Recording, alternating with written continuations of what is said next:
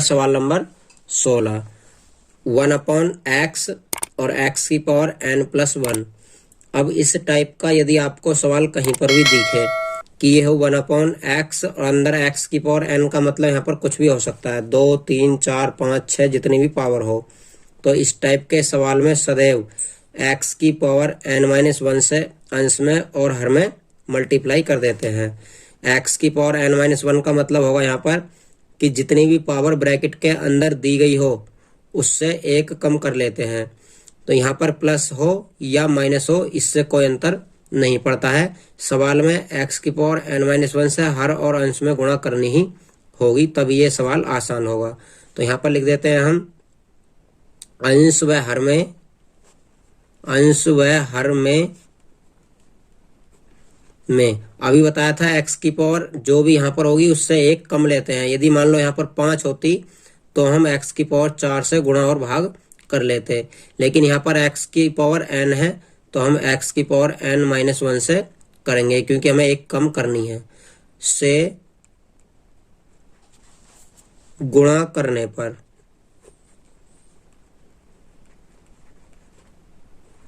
जब हम गुणा करते हैं इससे तो ये हो जाता है 1/x और x की पावर n+1।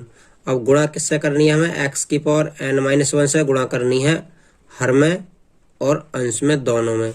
ये dx हो जाएगा बराबर, जब ऊपर गुणा करेंगे तो ऊपर ये x की पावर n-1 ही रहेगा, नीचे जब गुणा करेंगे आप तो x की पावर 1 ये है, इस ब्रैकेट को ऐसे ही रखा रहने दो सेम, और ये x की पावर 1 को इस वाली में जोड़ दो। जब इसमें जोड़ोगे 1 और यहाँ पर 1 जोड़ोगे तो 1 से 1 कट जाएगा, अर्थात ये x की पावर n बचेगा और ये x की पावर n+1 ब्रैकेट में ऐसे ही रहेगा। आगे हल करने के लिए क्या करेंगे, यहाँ पर अब नीचे वाले को इसे t मान लेंगे, x की पावर n को, या तो x की पावर n+1 पूरे को t मान लो या x की पावर n को t मान लो। अब मानेंगे यहाँ पर माना x की पावर n = t, इसका समाकलन करेंगे अवकलन करेंगे तो x की पावर n का होता है nx की पावर n-1 dx = dt। ये हुआ nx की पावर n-1 dx, यहाँ पर है हमारा x की पावर n-1 और यह है dx। तो यहाँ पर n नहीं है, आप चाहो तो यहाँ पर n से गुणा और यहाँ पर n से भाग कर सकते हो। तो ये हो जाएगा हमारा nx की पावर n-1 dx, ये भी है nx की पावर -1 dx, इसके स्थान पर dt रख देते हैं पूरे के स्थान पर। तो ये हो जाता है हमारा i बराबर 1/n समाकलन, ये 1 और इसे मान लिया हमने t, x की पावर n को मान लिया t और ब्रैकेट के अंदर भी हो जाएगा t+1 और ऊपर का जो भी था पूरे के स्थान पर यहाँ से रख देंगे dt। इस प्रकार से ये हमारा सवाल हो जाता है। इसके आगे हमें इसकी आंशिक भिन्न करनी होगी। आंशिक भिन्नों में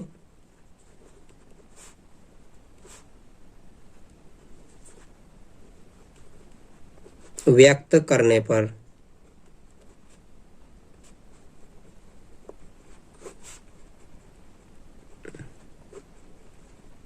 जब इसे आंशिक भिन्नों में व्यक्त करते हैं तो ये 1/t और t+1 हो जाता है बराबर a/t रहेगा और b/t+1 रहेगा। वैसे आप इस सवाल को बिना आंशिक भिन्नों में व्यक्त करके भी आगे कर सकते हैं, लेकिन ये प्रश्नावली आंशिक भिन्न की है तो आंशिक भिन्न से ही आगे हल होगा। इन दोनों का लैसा ले लेते हैं, t+1 = t और t+1 इधर का लैसा आ जाएगा। जब इधर का लैसा आ जाएगा तो इसकी क्रॉस इसमें करेंगे a t+1 + b और इसकी क्रॉस इसमें करेंगे t, इसे इक्वेशन 1 हम मान लेंगे यहाँ पर। और यहाँ पर इक्वेशन 1 मानेंगे अब की बार, क्योंकि ये गुणा में 1/n भी दिया है, और इसे इक्वेशन 2 मानेंगे।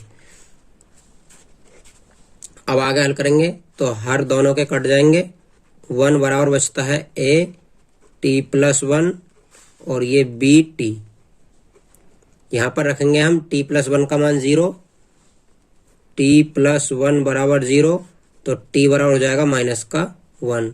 जब आप इसे रखेंगे तो ये हो जाता है 1 बराबर, हमने t+1 का मान 0 रख दिया है तो पूरा ये 0 हो जाएगा।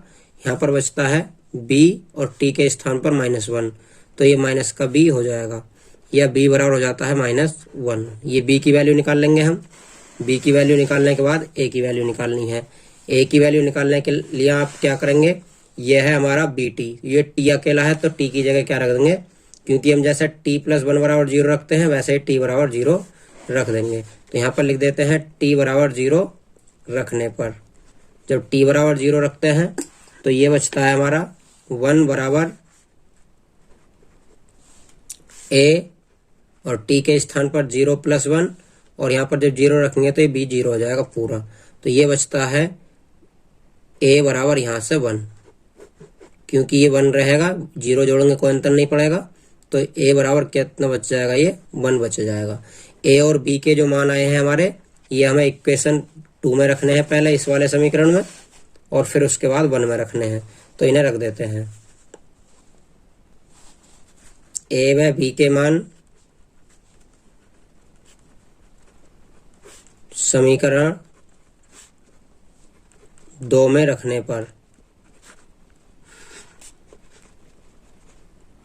जब 2 में रखते हैं ए बी के मान, तो 2 है हमारा 1/t और t+1 is equal to A के स्थान पर ए का मान 1/t हो जाता है, और बी के स्थान पर बी का मान है हमारा -1, तो माइनस का 1/t+1 हो जाता है। ये था हमारा इक्वेशन 2। अब इन मानों को हम समीकरण 1 में रखते हैं, क्योंकि समीकरण 1 है हमारा, यहाँ पर लिख देंगे समीकरण 1 से, और 1 है हमारा i बराबर 1/n समाकलन, और वहां पर है समीकरण 1 में जो मैं दिखा देता हूँ आपको। समीकरण 1 है हमारा ये i बराबर 1/n, और ये 1/t और t+1 है, तो ये हम वैल्यू यहाँ पर निकाल चुके हैं। इसके स्थान पर हम इन वैल्यूज को रख देंगे जो भी हमारी हैं, क्योंकि ये भी हमारा 1/t और t+1 है, तो उसके स्थान पर हम रख देंगे ये वाली वैल्यू 1/t माइनस 1/t+1 और dt। आगे हल करेंगे तो आगे हम इसका समाकलन कर देते हैं सीधा सीधा 1/n, और ये 1/t का log t हो जाता है, माइनस ये भी log t+1 हो जाता है, और प्लस कांस्टेंट c जोड़ देंगे।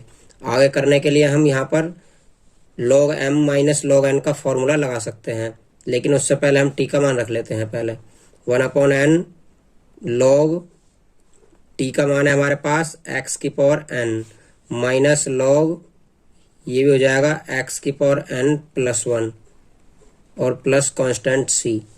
और आगे करेंगे तो 1/n log m minus log n का फॉर्मूला लगाते हैं तो ये हो जाता है log x⁴n, ये m है, m/n हो जाएगा क्योंकि log m minus log n है, तो बटे में आ जाएगा x⁴n और +1।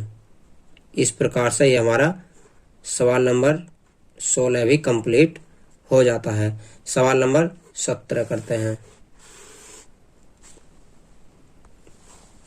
यह है हमारा सवाल नंबर 17।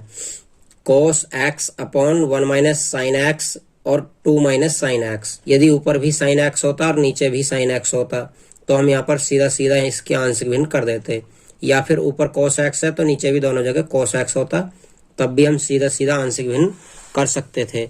लेकिन यहाँ पर हमारा दिया है ऊपर cos नीचे साइन, तो नीचे वाले साइन को t मान लेते हैं जिससे कि ऊपर cos आ जाएगा, और ये हो जाएगा 1 - t और 2 - t। तो यहाँ पर मान लेते हैं let sine x is equal to t, तो साइन x का हो जाता है cos x और dx is equal to dt।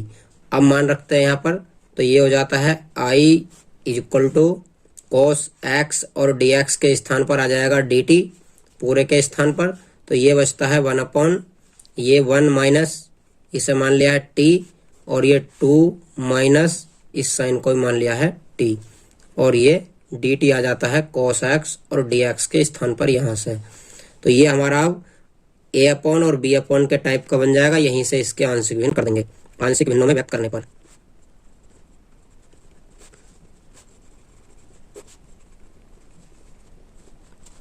आंशिक भिन्नों में व्यक्त करते हैं तो 1 अपॉन टी, नहीं sorry 1 minus T, 1 minus T और 2 माइनस टी बराबर लिखते हैं तो ए बटा 1 माइनस टी हो जाता है और बी बटा 2 माइनस टी हो जाता है। इसे इक्वेशन 1 मान लेते हैं। अब यहाँ से हम दोनों का लैसे ले लेते हैं। 1 upon 1 minus T, 2 minus T बराबर 1 माइनस टी और 2 माइनस टी। यहाँ से आगे हल करते हैं तो ए की क्रॉस इसमें करते हैं ए और 2 माइनस टी प्लस बी और इसकी क्रॉस इसमें करते हैं तो 1 माइनस टी। यहाँ लैसे से लैसे दोनों का कट जाता है हर, तो ये बचता है 1 इज इक्वल टू ए के साथ 2 माइनस टी प्लस बी और बी के साथ 1 माइनस टी। अब पहले 2 माइनस टी का मान 0 रखते हैं। 2 माइनस टी का मान 0 रखेंगे यहाँ पर तो लिख देंगे 2 minus T is equal to 0, तो टी बराबर हो जाता है 2। इस मान को आप रखेंगे यहाँ पर तो ये हो जाता है 1 बराबर, यहाँ पर 2 माइनस टी का मान 0 रख दिया है तो ये पूरा 0 हो जाएगा। ये बचेगा केवल हमारे पास b और 1 माइनस टी के स्थान पर 2। ये बचता है 1 बराबर माइनस का 1 बचेगा तो ये माइनस का b हो जाएगा या b बराबर माइनस का 1। इस प्रकार से b की वैल्यू निकल आएगी। अब निकालनी है हमें a की वैल्यू, तो यहाँ पर 1 माइनस टी है, इसको 0 रख देते हैं। अब लिख देते हैं 1 माइनस टी बराबर 0। 1 माइनस टी बराबर 0 या कह सकते हैं टी बराबर 1।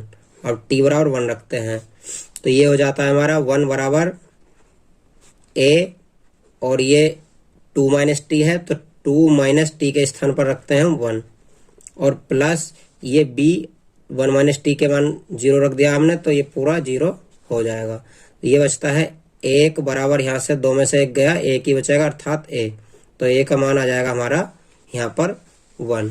अब a और b के मान रख देते हैं समीकरण 1 में, जो कि हमारी समीकरण 1 है ये वाली, तो इसमें रखते हैं यहाँ पर। अब a व b के मान समीकरण 1 में रखने पर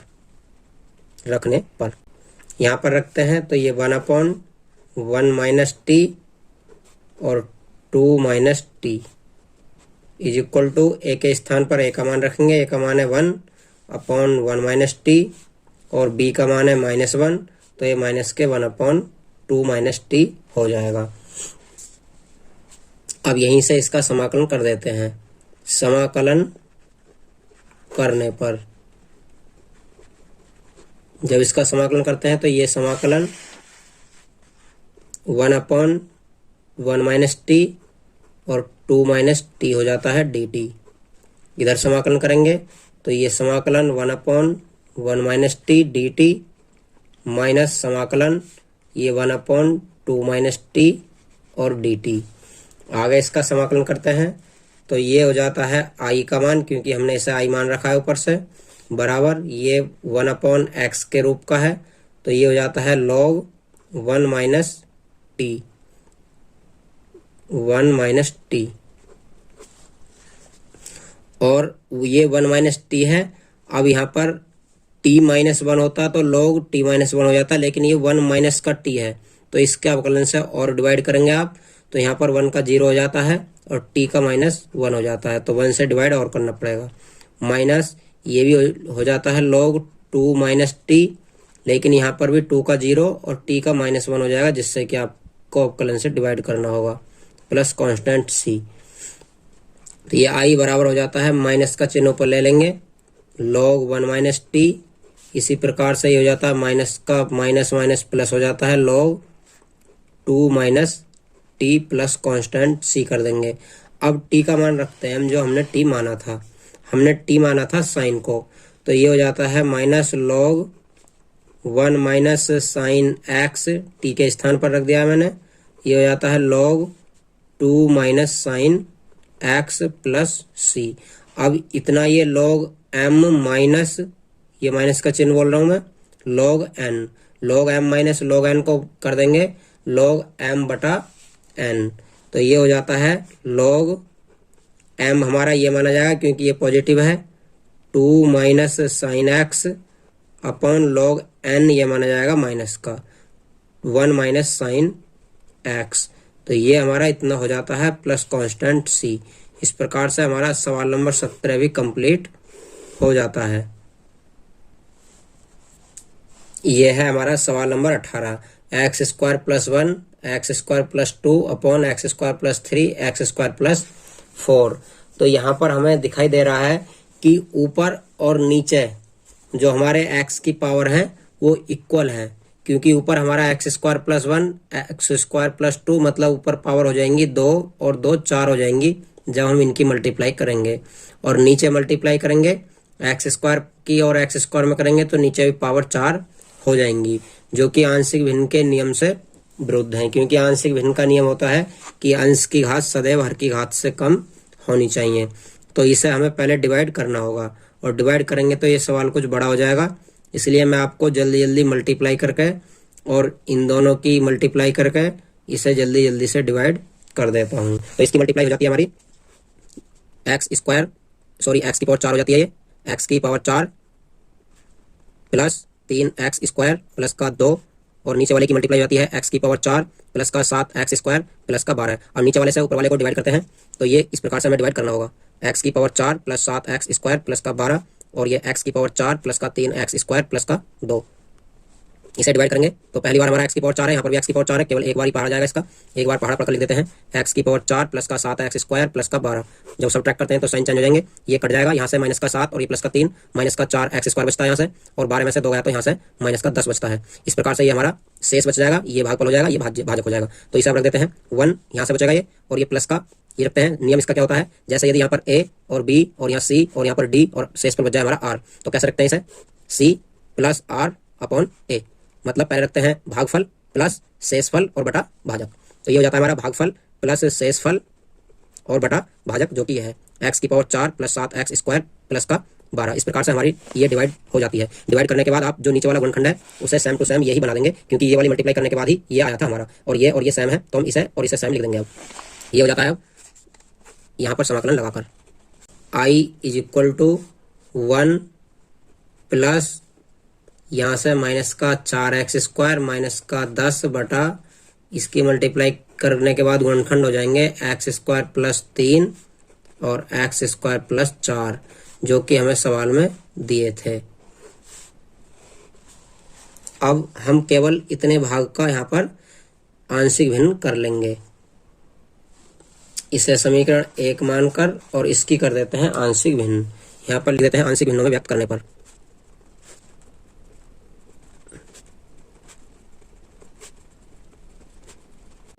जब इसे आंशिक भिन्नों में व्यक्त करते हैं तो ये इतने को करना है हमें, ये अलग रहेगा, इससे हमारा कोई लेना देना नहीं है। आप चाहो तो इसमें एक लाइन और बढ़ाकर इस माइनस को यहाँ पर कॉमन ले सकते हो, अगर कॉमन लेते हैं तो हम आंशिक भिन्न आगे कर देंगे, एक लाइन यहीं पर बढ़ा देते हैं, इसे समीकरण 1 न मानकर यही मान लेंगे। अब आई बराबर यहाँ पर समाकलन था, समाकलन 1 माइनस, ये मैंने माइनस यहाँ से कॉमन ले लिया है, और ये बचता है यहाँ से 4 एक्स स्क्वायर और प्लस का 10 बचता है अब, और बटे वाला ऐसे ही रहेगा एक्स स्क्वायर प्लस 3 और एक्स स्क्वायर प्लस 4, ब्रैकेट बंद करने के बाद dx। अब यहाँ पर मैं आंशिक भिन्नों में इसे व्यक्त करूंगा, तो आंशिक भिन्नों में व्यक्त करने के लिए आपको ये बचेगा इधर वाला पोर्शन 4 एक्स स्क्वायर प्लस 10 बटा x square plus 3 x square plus 4। अब यहाँ से आगे को करेंगे तो a के बटे में पहला वाला गुणनखंड लिख देंगे। अब यहाँ पर ऐसा क्यों लिख रहे हैं, नीचे आगे हमारे गुणनखंड नहीं हो पा रहा है, लेकिन इस टाइप के सवाल में जब सभी x की घात बराबर हों, जैसे कि अभी आया था एक, तो ये और ये तीनों घात आपस में बराबर है, इनके स्थान पर p रख देंगे, इनके स्थान पर p रख देंगे। तो ये a बटा हो जाएगा एक्स स्क्वायर प्लस 3 और b बटा हो जाएगा एक्स स्क्वायर प्लस 4। यहाँ पर लिख देंगे इधर एक्स स्क्वायर बराबर p रखने पर, एक्स स्क्वायर बराबर हम इसमें p रखेंगे तो ये हो जाएगा कुछ इस प्रकार से 4p plus 10 upon p plus 3 और p plus 4 is equal to a upon ये p प्लस 3 हो जाता है और ये b अपॉन p प्लस 4 हो जाता है। इसे इक्वेशन 2 मान लेंगे और इसका लैसे ले लेंगे दोनों का, इधर वालों का और इधर वालों को काट देंगे लैसे लेकर। p plus 10 upon p plus 3 p plus 4 बराबर इसका लैसे हो जाता है हमारा p प्लस 3 और p प्लस 4। इसकी मल्टीप्लाई इसमें करते हैं तो a p plus 4 plus b और ये हो जाता है p प्लस 3। यहाँ पर दोनों का एलसीएम कट जाएगा, ये 4p plus 10 is equal to बचता है a p plus 4 plus b और p प्लस 3। आगे हल करेंगे तो हम यहाँ से गुणनखंड देख लेंगे, p प्लस 4 है इसका मान 0 रख देंगे एक बार, और एक बार ये p प्लस 3 है इसका मान 0 रख देंगे। तो यहाँ पर लिख देते हैं p प्लस 4 बराबर 0, इसलिए p बराबर माइनस का 4 हो जाएगा। ये मान रखते हैं तो हमारा हो जाता है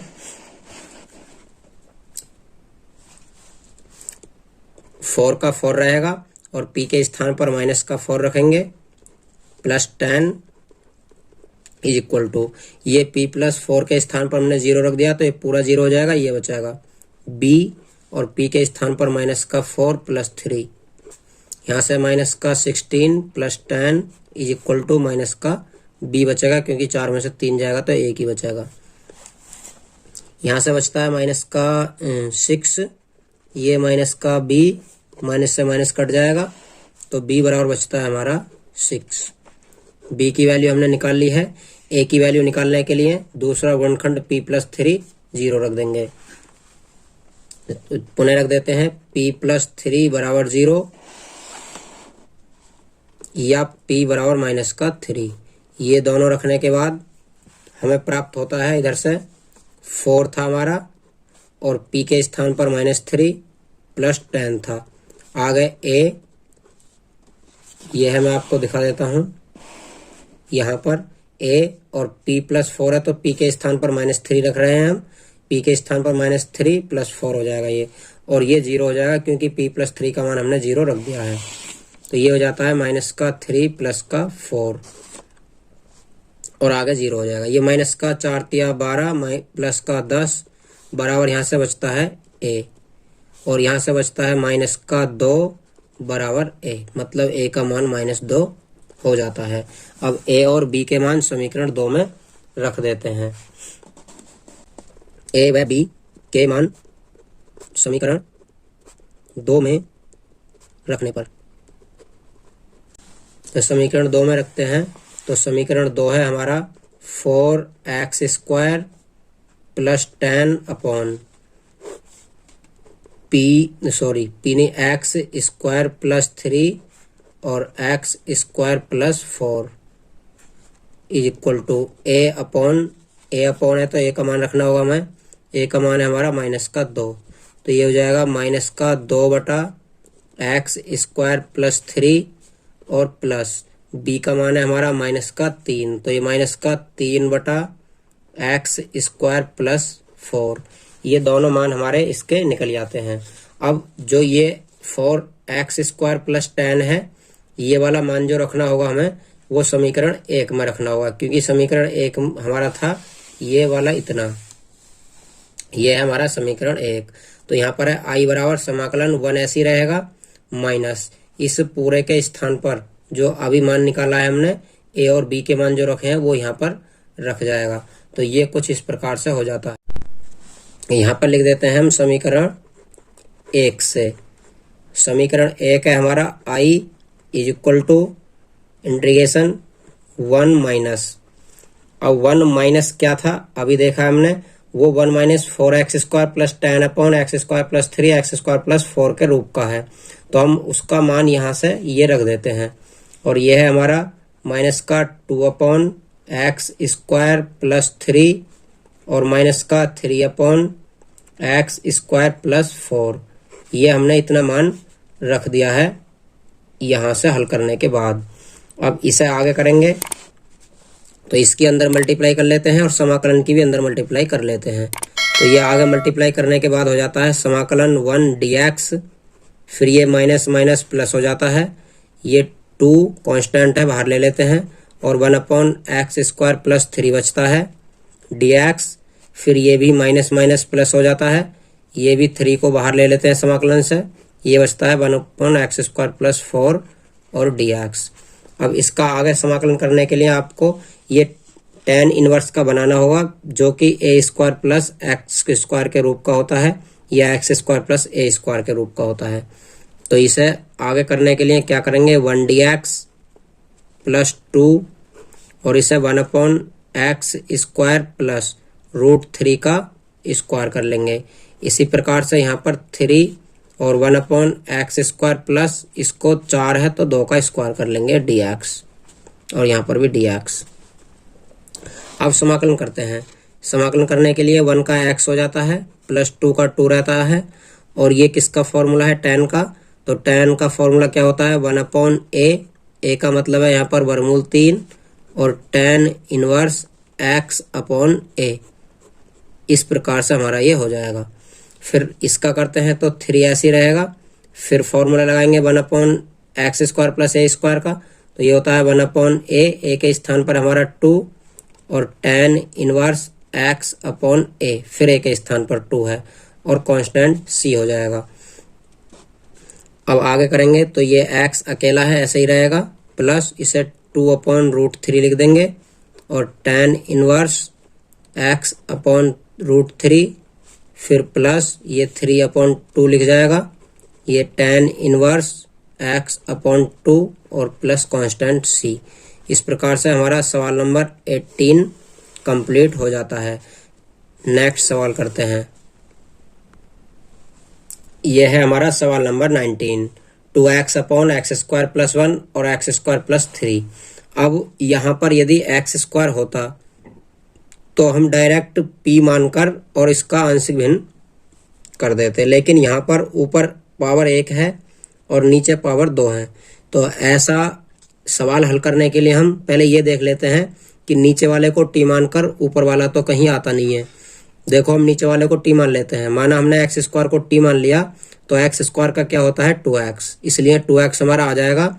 तो ऐसे सवाल में t मानना होगा पहले, तभी आप हल कर सकते हैं आगे, अन्यथा आप इसकी आंशिक भिन्न बिल्कुल भी यहाँ पर नहीं कर सकते। अब आगे इसे हल करेंगे तो पहले क्या करेंगे हम x² बराबर t, ये मान लिया हमने। अब x² बराबर t माना है तो x² का 2x हो जाएगा, dx बराबर हो जाएगा dt। तो यहाँ पर जो हमारा 2x dx है उसके स्थान पर dt आ जाएगा और बाकी सवाल लिख देंगे यहाँ पर t माना है जो। तो ये हो जाएगा xi बराबर 2x dx के स्थान पर तो dt हो जाएगा, तो ये 1/, बचेगा 1/ क्या बचेगा, इसे t मान लिया, t प्लस 1 और ये बचता है t प्लस 3 और ये यहाँ पर dt। अब आप इसे आसानी से आगे हल कर लेंगे क्योंकि ये a/t हो जाएगा और ये b/t हो जाएगा। इसे a/t प्लस 1 कर देंगे, इसे b/t प्लस 3 कर देंगे और a और b का मान आगे निकाल लेंगे। आप इस सवाल को स्वयं करना। अगर आपसे ये सवाल नहीं होता है तो मुझे कमेंट बॉक्स में ज़रूर बताना, मैं आपको अगली वीडियो में कवर करा दूंगा। लेकिन मुझे उम्मीद है कि आपने यदि वीडियो पूरी ध्यान से देखी होगी तो आप इस सवाल को अवश्य कर पाएंगे। सवाल नंबर 20 करते हैं। सवाल नंबर 20 है हमारा 1/x और x⁴ - 1 dx। मैंने आपको सवाल नंबर 16 में बताया था कि जब इस टाइप का सवाल हो x और x⁻n-1 या +1 जो भी हो, तो इसकी पावर जितनी भी होती है उससे एक कम लेकर अंश और हर में गुणा कर देते हैं। तो यहाँ पर x की पावर 3 से, क्योंकि 4 है, एक कम करेंगे 3 बचेगी, 3 से अंश व हर में गुणा करने पर जब इससे गुणा करेंगे तो हमारे पास बचेगा ये आई बराबर, यहाँ पर x की पावर 3 से गुणा करेंगे, ऊपर x की पावर 3 हो जाएगी और नीचे भी x की पावर 3 से गुणा करेंगे तो यहाँ पर एक ये पहले से ही है, 3 से और गुणा करोगे तो ये x की पावर 4 हो जाएगी और अंदर x की पावर 4 माइनस 1 सेम रखी रहेगी। अब यहाँ पर x की पावर 4 को आप t मानेंगे, सेम सवाल नंबर 20 की तरह जैसे माना था अभी, या सवाल नंबर 16 की तरह। जब आप x की पावर 4 को t मानेंगे तो वहाँ से x की पावर 3 निकल जाएगी। यहाँ पर लिख देते हैं लेट x की power 4 is equal to t। x की पावर 4 का होता है 4x की power 3 dx is equal to dt। अब यहाँ पर हमारा 4 नहीं है तो आप या तो चाहो इस 4 को बटे में ले जाओ या फिर यहाँ पर 4 से गुणा और यहाँ पर 4 से भाग कर लो।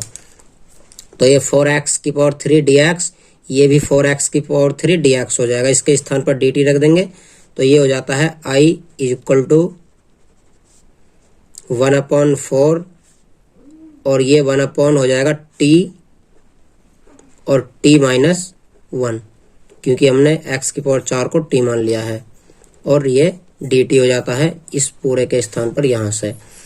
अब इसके आगे आंशिक भिन्न करने के लिए 1/t और 1/t माइनस 1 कर लेंगे। ये a बटा हो जाएगा, ये b बटा हो जाएगा। ये बहुत ही आसान है, आगे को चाहो तो आप इसे यहाँ से वीडियो पॉज करके और खुद भी कर देखना, लेकिन मैं इस सवाल को आगे करा रहा हूँ। आंशिक भिन्नों में व्यक्त करने पर जब आप इसे आंशिक भिन्नों में व्यक्त करेंगे तो 1/, इस इक्वेशन को मान लेंगे यहीं पर 1/t और t minus 1 is equal to हो जाएगा a/t प्लस b/t माइनस 1।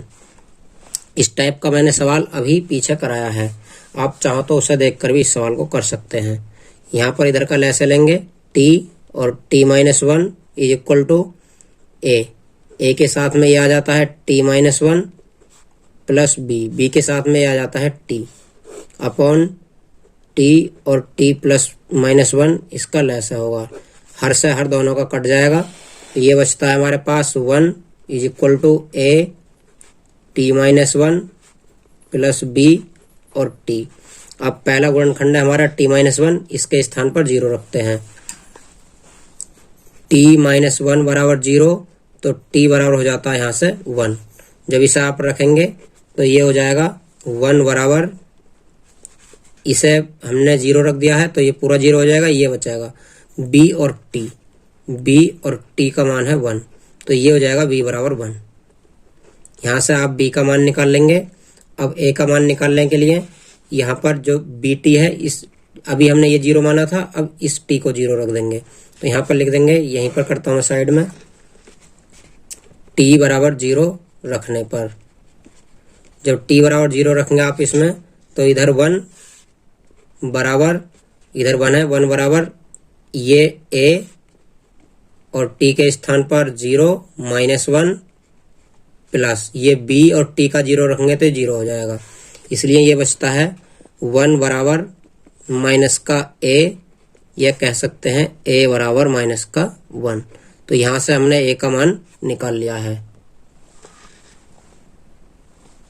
अब a और b के मानों को हम रख देते हैं समीकरण 2 में। यहाँ पर लिख देंगे a व b के मान समीकरण 2 में रखने पर, जब समीकरण 2 में रखते हैं आप तो समीकरण 2 है हमारी ये, यहाँ पर समीकरण 2 है ये, a के स्थान पर a का मान और b के स्थान पर b का मान रख देंगे तो ये हो जाता है 1/t और t माइनस 1 बराबर a का मान है हमारा जो अभी आया था वो आया था -1, तो a के स्थान पर रख देंगे -1/t और b का मान आया था +1/t माइनस 1। अब ये वैल्यू हमें किस में रखनी है, समीकरण 1 में, जो कि हमारा ये है i बराबर, यहाँ पर लिख देंगे समीकरण 1 से और समीकरण 1 है हमारा i is equal to 1/4 integration.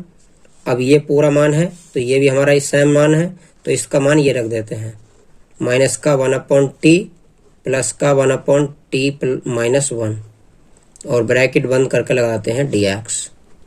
अब इन दोनों के साथ dx अलग ले लेंगे और समाकलन को भी अलग ले लेंगे। ये 1/4 को कॉमन रहने देंगे,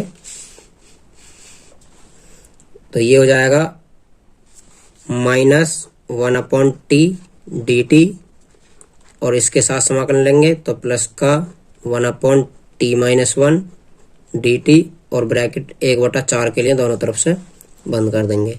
1/4 ये माइनस log t हो जाएगा, ये प्लस का log t-1 हो जाएगा और कांस्टेंट c जोड़ देंगे। अब यहाँ से आ गए, ये log m मान लेंगे, माइनस का ये log n मान लेंगे। log m minus log n का फॉर्मूला लगा देंगे। 1/4 log m है हमारा t-1 अपॉन t हो जाएगा प्लस कांस्टेंट c। अब t की वैल्यू रख देंगे यहाँ से। t की वैल्यू थी हमारी x की पावर 4, तो यहाँ पर हो जाएगा x की पावर 4 माइनस 1/x की पावर 4 और प्लस कांस्टेंट c। इस प्रकार से हमारा सवाल नंबर 20 भी हल हो जाता है। सवाल नंबर 21 करते हैं। हमारा सवाल नंबर 21 है i बराबर 1/e⁻x-1। इसे आगे हल करने के लिए क्या करेंगे हम, यहाँ पर e⁻x को t मान लेते हैं, या आप चाहो तो यहाँ पर पहले एक लाइन बढ़ा लोगे इस प्रकार से। i बराबर यहाँ पर हम अंश और हर दोनों में e⁻x से गुणा करेंगे, इस प्रकार से 1/e⁻x-1। यहाँ पर e⁻x से गुणा कर देंगे और e⁻x से भाग कर देंगे। आगे करते हैं तो ये हो जाता है e⁻x और बटा हो जाता है, इसे पहले लिख लेते हैं e⁻x और ब्रैकेट के अंदर लिख देंगे e⁻x-1 dx। अब ये बहुत ही आसान सवाल हो चुका है। यहाँ पर e⁻x को t मान लेंगे। Let e⁻x is equal to t। जब e⁻x को t मानेंगे आप तो e⁻x का तो e⁻x ही रहता है, dx बराबर हो जाएगा dt। तो आगे करेंगे, अब ये हो जाता है हमारा i इज इक्वल टू, ये इस प्रकार से क्यों हो जाएगा, क्योंकि e⁻x dx है और e⁻x dx के स्थान पर रख देंगे हम dt। तो ये हो जाता है i इज इक्वल टू 1/, ये e⁻x को t मान लिया है तो t और ब्रैकेट में t-1 और आगे dt हो जाएगा।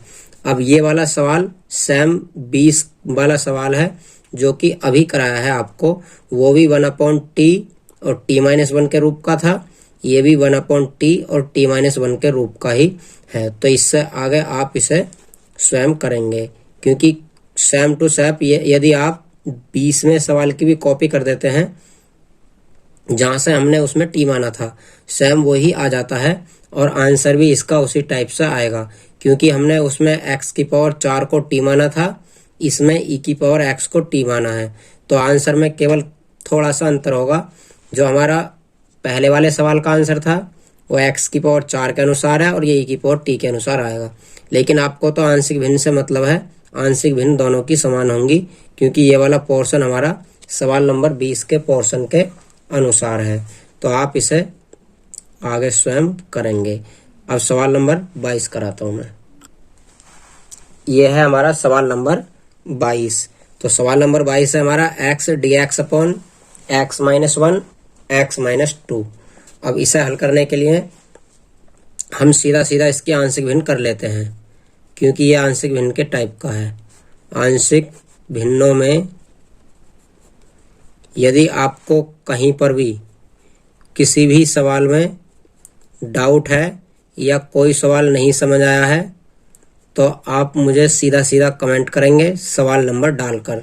मैं आपको उसका जवाब या तो तुरंत दे दूंगा या फिर आपको अगली वीडियो में उसका जवाब मिल जाएगा। तो आंशिक भिन्नों में व्यक्त करते हैं तो ये हो जाता है x dx अपॉन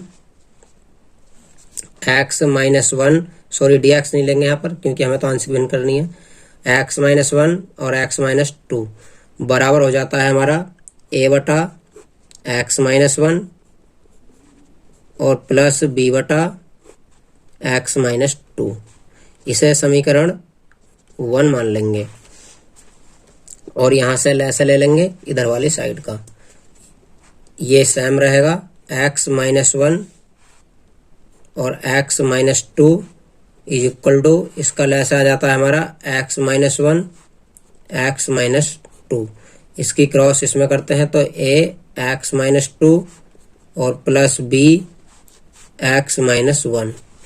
यहाँ पर हर दोनों आपस में कैंसिल हो जाते हैं, ये बचता है इधर से x, इधर से बचता है a x minus 2 plus b x minus 1। अब हमारा पहला गुणनखंड है x माइनस 2। अब x माइनस 2 है तो क्या रख देंगे हम, x बराबर 2 रखने पर, मतलब x माइनस 2 बराबर 0 रखेंगे आप तो x बराबर हो जाएगा 2। जब x बराबर 2 रखेंगे तो ये हो जाता है इधर से x के स्थान पर 2 बराबर, ये 2 रखने पर ये 0 हो जाता है क्योंकि यहाँ 2 से 2 गया 0 बचेगा, तो ये होता है हमारा प्लस b बचता है हमारे पास, तो b में 2 x के स्थान पर रख देंगे और माइनस का 1 रहेगा। यहाँ से 2 बराबर b, 2 में से 1 गया 1 बचेगा, तो b का मान आ जाता है हमारा इस प्रकार से 2। अब a का मान निकालने के लिए दूसरा गुणनखंड लेते हैं x माइनस 1, तो यहाँ से x माइनस 1 है इसलिए x बराबर ये 1 हो जाएगा, तो लिख देते हैं x बराबर 1 रखने पर। जब x बराबर 1 रखते हैं तो यहाँ से 1 इज इक्वल टू, यहाँ से a और 1 माइनस 2 प्लस, अब यहाँ पर 1 रखेंगे तो 1 से 1 गया 0 बचेगा, इसलिए ये हो जाएगा 1 बराबर 1 में से 2 गया तो माइनस का 1 बचेगा, ये माइनस का a हो जाएगा, या कह सकते हो a बराबर माइनस का 1। तो a और b की वैल्यू हमारी आ जाएंगी 2 और माइनस 1, इस वाली वैल्यू को हम समीकरण 1 में रख देंगे, तो हमारा आ जाता है a का मान माइनस का 1। अब a और b के मान हम समीकरण 1 में रखेंगे, यहाँ पर लिख देंगे a व b के मान समीकरण 1 में रखने पर।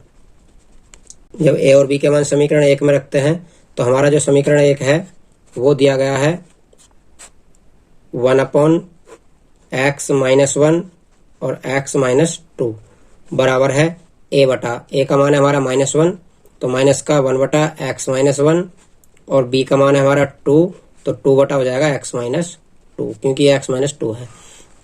अब यहाँ पर दोनों तरफ का समाकलन कर देंगे, दोनों तरफ समाकलन करने पर या समाकलन लेने पर, यहाँ से समाकलन लेंगे या समाकलन करेंगे जो भी आप बोलो, x माइनस 1 और x माइनस 2। जब दोनों तरफ समाकलन लेंगे तो ये हो जाएगा इतना, यहाँ से माइनस बाहर आ जाएगा, ये हो जाएगा x माइनस 1 और यहाँ से 2 बाहर आ जाएगा, ये हो जाएगा x माइनस 2 और dx। ये हमने इसका समाकलन ले लिया है। अब दोनों पक्षों में समाकलन करेंगे तो ये हमारा i का मान है, क्योंकि सवाल में हमने इसे i माना है। इधर हो जाता है माइनस, ये 1/x माइनस 1 है तो ये log x माइनस 1 हो जाता है, ये 2 log x माइनस 2 हो जाता है, प्लस कांस्टेंट c रहेगा। आगे करते हैं इसे, तो ये हमारा है log m minus log n के रूप का, तो हम पहले प्लस वाले को पहले लिख लेते हैं। ये n log m है तो log m की पावर आ जाएगी यहाँ पर 2, तो ये हो जाता है log x माइनस 2 की power 2 minus log x minus 1 plus constant c। अब log m ये हो जाएगा पूरा माइनस log n ये हो जाएगा, तो ये हो जाता है हमारा यहाँ से log m बटा n। log m है हमारा x माइनस 2 का होल स्क्वायर और बटा n है हमारा x माइनस 1 और प्लस कांस्टेंट c। इस प्रकार से हमारा सवाल नंबर 22 भी हल हो जाता है। ये सवाल हमारा था ऑब्जेक्टिव, ये विकल्प था, तो आप अब विकल्प देख लेंगे कौन सा विकल्प सही होगा। तो ये हमारा आता है विकल्प नंबर बी, इसलिए 22वें सवाल का बी विकल्प सही होगा। सवाल नंबर 23 करते हैं। यह है सवाल नंबर 23। 23वें सवाल को भी आप क्या करेंगे, ये भी सवाल नंबर 16, 20 और 21 के टाइप का है, अर्थात ये 1/x और x की पावर n+1 के रूप का है। तो इसे हल करने के लिए भी आपको बताया था कि जो भी अंदर पावर होती है उससे एक कम पावर से गुणा और भाग कर देते हैं। तो यहाँ पर हम गुणा भाग कर देते हैं। किससे करेंगे? यहाँ पर x की पावर 2 है यहाँ पर, तो x की पावर 2 को किससे करेंगे? केवल x की पावर 1 से, क्योंकि यहाँ 2 है, 1 कम करेंगे तो 1 ही बचेगी। ऊपर x से गुणा कर देते हैं और नीचे भी x से गुणा कर देते हैं, तो नीचे हो जाएगा x स्क्वायर और ब्रैकेट वाला सेम रहता है और dx। यहाँ पर चाहो तो आप लिख सकते हो कि x से अंश व हर में गुणा करने पर, ये आप यहाँ पर लिख देंगे। अब हमारा जो सवाल है वो बन चुका है t मानने वाला, क्योंकि यहाँ पर x की पावर 2 को t मान लेंगे और x की पावर 2 का हो जाएगा 2x, क्योंकि x स्क्वायर का 2x होता है। तो यहाँ पर 2 से मल्टीप्लाई और 2 से डिवाइड और कर लेंगे। अब यहाँ पर x की power 2 is equal to t ले लेते हैं और x की पावर 2 का 2x dx is equal to dt हो जाएगा। अब ये 2x dx और ये भी 2x dx है, इसके स्थान पर रख देंगे dt। तो यहाँ से बचेगा ये 1/t और t+1 dt ये हमारा हो जाएगा। तो ये बचता है हमारे पास 9 i इज इक्वल टू 1/2 ये है, और ये 1/ इसे t मान लिया है t और t+1 और जो भी ऊपर का था 2x dx उसके स्थान पर रख देंगे dt। इस प्रकार से हमारा ये सवाल हो जाएगा इस टाइप का। अब ये हमने अभी 22वें सवाल में किया था, लेकिन हम इसे आगे हल करते हैं। इसका यहाँ से क्या करेंगे? अब आंशिक भिन्न, आंशिक भिन्नों में व्यक्त करने पर।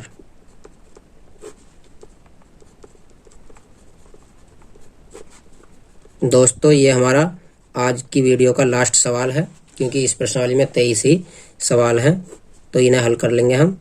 बाकी हमारी प्रश्नावली यहीं पर खत्म हो जाएगी। जब इसके आंशिक भिन्न करते हैं तो इसे इक्वेशन 1 मान लेंगे। यहाँ पर हम आंशिक भिन्न करेंगे तो a/t आ जाएगा और प्लस b/t+1 आ जाएगा। अब यहाँ से मान निकालने के लिए हम इधर का एलसीएम लेंगे, इसे इक्वेशन 2 मान लेंगे। 1/t t+1 is equal to ये t और t+1 हो जाएगा लेस है, इधर की क्रॉस करेंगे तो a t+1, इधर की क्रॉस करेंगे तो b और t हो जाएगा। ये हर से हर कट जाता है, ये बचाएगा 1 बराबर a t+1 और bt। इस टाइप का अभी हमने सवाल 22 हल किया है बिल्कुल। वहाँ पर केवल यहाँ पर -1 था और कोई अंतर नहीं था, इतना ही अंतर है प्लस और माइनस का। यहाँ पर अब पहला गुणनखंड रखते हैं। पहला गुणनखंड हमारा t+1, जब t+1 की जगह 0 रखोगे तो t बराबर हो जाएगा -1। तो लिख देंगे t बराबर -1 रखने पर। जब t बराबर -1 रखते हैं तो ये हो जाता है 1 बराबर, अब यहाँ पर -1 रखेंगे, ये +1 है, ये 0 हो जाएगा, ये बचेगा b और यहाँ पर -1 t के स्थान पर। तो ये हो जाता है b बराबर -1। यहाँ से b की वैल्यू निकल आई और v की वैल्यू निकल आई तो a की वैल्यू निकालेंगे। ये हमने अभी रख लिया है 0, अब t की जगह 0 रखेंगे, क्योंकि यहाँ अकेला ही है t। तो t बराबर 0 रखने पर, यदि यहाँ पर कुछ जोड़ा हुआ या घटाया हुआ होता तो उसके बराबर रख लेते। यहाँ पर t की जगह 0 रखेंगे तो 1 बराबर a और 0+1, यहाँ पर रख दिया मैंने 0+1 और b t की जगह 0 रखेंगे तो पूरा 0 हो जाएगा। यहाँ से बचता हमारा a बराबर 1। a और b की हमने वैल्यू निकाल ली है। a और b की वैल्यू हमें समीकरण 2 में रखनी है पहले। यहाँ पर a और b की वैल्यू यहाँ पर समीकरण 2 में रखेंगे a और b के स्थान पर। फिर ये जो वैल्यू है इस वैल्यू को यहाँ पर रखेंगे समीकरण 1 में। तो यहाँ पर रख लेते हैं a व b के मान समीकरण 2 में रखने पर। जब 2 में रखते हैं हम तो हमारा समीकरण 2 है 1/t और t+1 is equal to a के स्थान पर a का मान रखेंगे और b का मान -1 है, तो वो 1/t+1 हो जाएगा। अब लिख देंगे समीकरण 1 से, क्योंकि हमारा ये समीकरण 1 में रखा जाना है, समीकरण 1 से। और समीकरण 1 है हमारा i बराबर 1/2 समाकलन। समाकलन के अंतर्गत क्या लिखा हुआ, ये वाला जो कि मैंने अभी आपको दिखाया था, फिर आपको दिखा देता हूँ। जो ये वाला है ये यहाँ पर रख देते हैं, ये वैल्यू जो हमारी अभी आई है।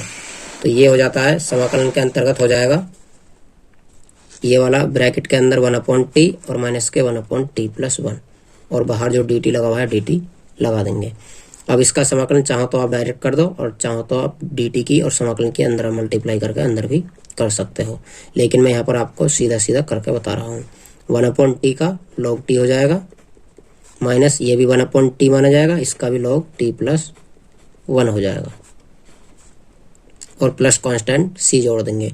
इसे आगे हल करने के लिए ये log m minus log n बन जाएगा, log m t माना जाएगा, log n t+1 माना जाएगा, log m t माना जाएगा, log n t+1 माना जाएगा। ये m का मान करेगा, ये n का मान करेगा, तो n/m या m/n, कहने का मतलब t/t+1 हो जाएगा। आगे कर देते हैं इधर, ये हो जाता है हमारा i = log